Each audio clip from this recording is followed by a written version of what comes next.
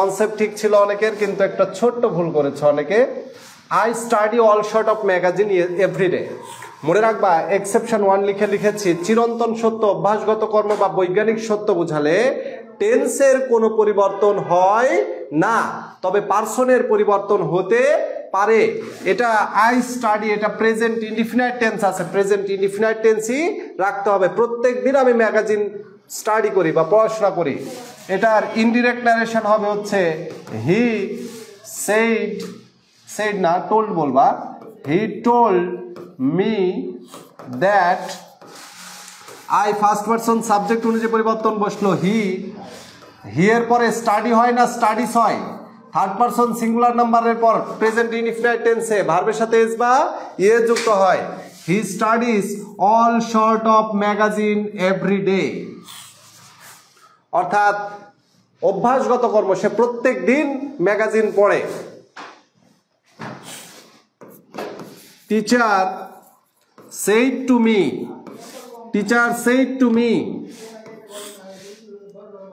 the earth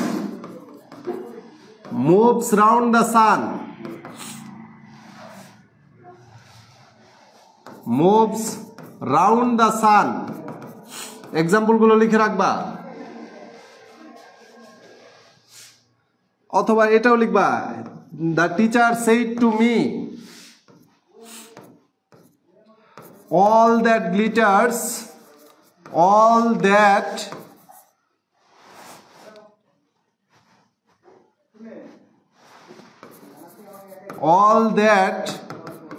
glitters is not gold, all that glitters is not gold। The earth moves round the sun, all that glitters is not gold। He said to me, he said to me, man is mortal, man is mortal, man is mortal, মানুষ মরণশীল।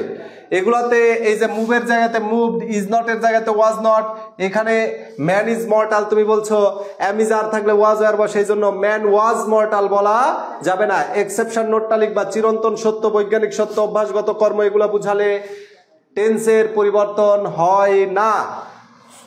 তাহলে এই the teacher told me that the earth, এখানে খালি that বসাবো, আর সেই two এর জায়গাতে টোল্ড বসাতে পারো। He told me that man is mortal, the teacher told me that all that glitters is not gold, এগুলার কোনো পরিবর্তন হবে না, লিখে ফেলো।